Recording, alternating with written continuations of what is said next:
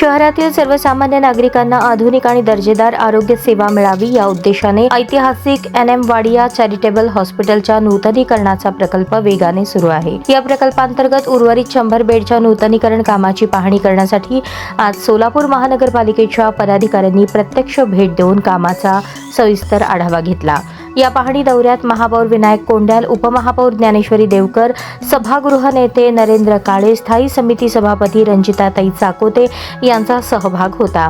यावेळी हॉस्पिटलचे secretary doctor Shirish Godbole, doctor Rajendra Ghule, प्रशासन अधिकारी सचिन देशपांडे, डॉक्टर ज्ञानेश्वर सोडल यांनी पदाधिकाऱ्यांना सुरू असलेल्या कामाची तांत्रिक माहिती दिली। नूतनीकरण होत असलेल्या या विभागात आधुनिक वैद्यकीय उपकरणे, रुग्णांसाठी आरामदायी व्यवस्था आणि स्वच्छतेचा उच्च दर्जा राखण्यावर विशेष भर दिला जात आहे। या कामामुळे वाडिया हॉस्पिटलचे स्वरूप पूर्णतः बदलणार असून ते अधिक सक्षम आणि नागरिकाभिमुख होणार आहे। वाडिया हॉस्पिटल हे सोलापुरातील एक जुने आणि विश्वासार्ह रुग्णालय आहे। या 100 बेडच्या नूतनीकरणानंतर सर्वसामान्य रुग्णांना खासगी रुग्णालयांच्या धर्तीवर पण परवडणाऱ्या दरात उपचार मिळणे सुलभ होणार आहे।